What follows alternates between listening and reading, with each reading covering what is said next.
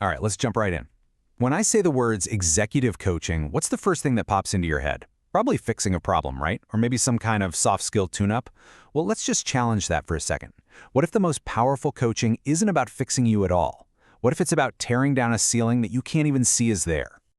This, right here, is the big reframe we need to make. This isn't self-help in the way we usually think about it. A better way to see it is that you're building leadership infrastructure. Your behaviors, your default patterns for making decisions, that's the operating system your whole team, maybe your whole company runs on. And when that OS has a bottleneck, well, the entire system grinds to a halt. So, if we're not talking about fixing personal flaws, what are we actually solving here? What are the tangible, bottom-line problems that this kind of work addresses? Because, the real issues are almost never the obvious ones. Okay, let's get specific. What are those really expensive problems?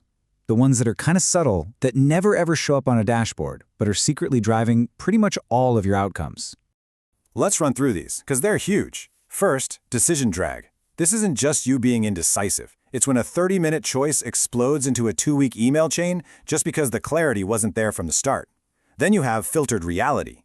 This is when your team figures out it's just safer to tell you good news, so you only hear about the big problems when they're already on fire. Then there's chronic rework, where your team keeps missing the target over and over again. And over-control, where your high standards are actually just making you the bottleneck for everyone else. And finally, leadership fatigue. And listen, this isn't just from working hard. This is the bone-deep exhaustion that comes from having to carry all the ambiguity for everyone else. These aren't personal failures, you see. They're system problems.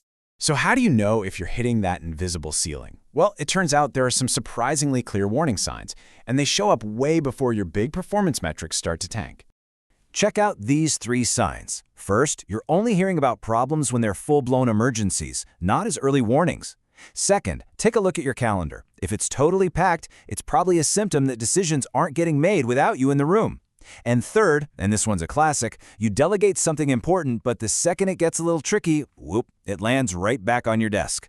These aren't failures. They're just signals that the system around you is perfectly designed to react to your current leadership style. Okay, so what's the root cause behind all these patterns? Well, it boils down to this really powerful idea called identity lag. And this is absolutely the heart of the matter.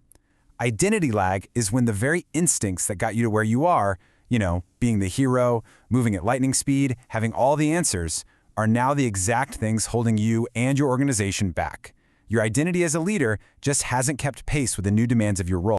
This chart just illustrates that switch perfectly. Your old instinct for personal heroics, swooping in to save the day, it creates a brand new liability, structural dependence. The team just learns to wait for you.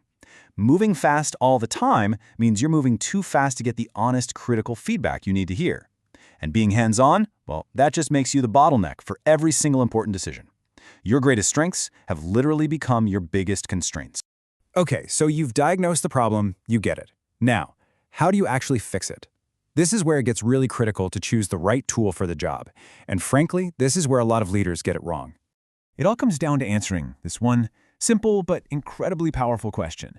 And answering it honestly is the key to not wasting a ton of time, money, and credibility. And this slide just lays out the choice perfectly. Look, if the real constraint is internal, it's about your patterns, how you communicate when things get tense, then coaching is the high-leverage tool you need. But if the constraint is structural, we're talking total operational chaos, no clear processes, coaching is not going to fix that. You need a fractional leader to come in and actually build the systems. Trying to use the wrong one is like trying to fix a software bug by yelling at the computer. It just doesn't work. So, let's say the constraint is internal. What does real effective coaching actually do? I promise you, it's not just a nice chat. It targets very specific, hidden mechanics of your leadership operating system. These 5 things. These are the force multipliers. Real coaching works on stuff like your threat response. When the pressure's on, do you tighten your grip or do you pull away? It digs into your meaning-making. What's the story you're telling yourself about why a project failed? And it looks at things like energy leakage. Think of all the mental horsepower you burn just ruminating on things or rechecking other people's work. It's invisible, but it is incredibly costly. Let's make this really concrete. Here's a classic scene where these hidden mechanics cause some very, very visible problems.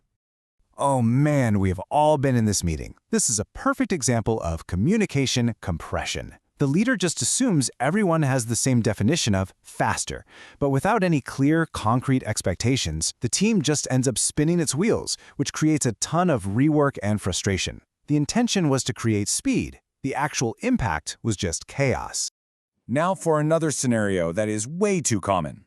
This one is all about psychological safety, and really about what doesn't get said in the room. This is the silent room, and it's a direct result of a leader's threat response. See, without even realizing it, your reactions to past challenges have sent a quiet signal to your team that it's just not safe to disagree.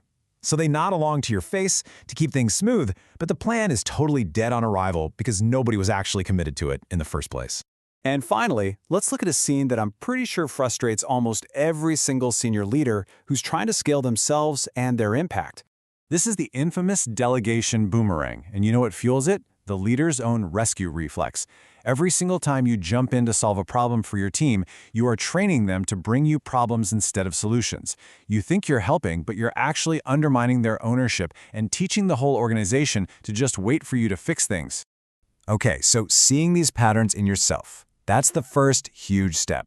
But just recognizing them isn't enough. The real question is, are you truly ready to do the hard work? This is a massive gut check. As you can see, this kind of work is for you if you can genuinely feel that ceiling and you want real leverage, not just another productivity hack. It is absolutely not for you if you're just looking for a quick motivational pep talk, or even worse, if you want someone to come in and fix your team without you having to change your own behavior, because insight without action is just a very expensive conversation. So let's put it to the test right now with a practical checklist. Can you name 2 or 3 specific behaviors, not outcomes, that you want to change? Are you willing to practice new things, to feel uncomfortable, and to actively ask for honest feedback from the people who have to live with your decisions? If you can't give a real yes to most of these, coaching is probably going to be a pretty frustrating and expensive experience for you. And that really brings us right back to the final crucial takeaway. The goal here isn't to repair some flaw in your character. It's to see the instincts and reflexes that served you so well in the past and to recognize that they've become outdated for the leader you need to be today. It's about evolving your own internal operating system so that everything and everyone else in your organization can finally run at their full potential.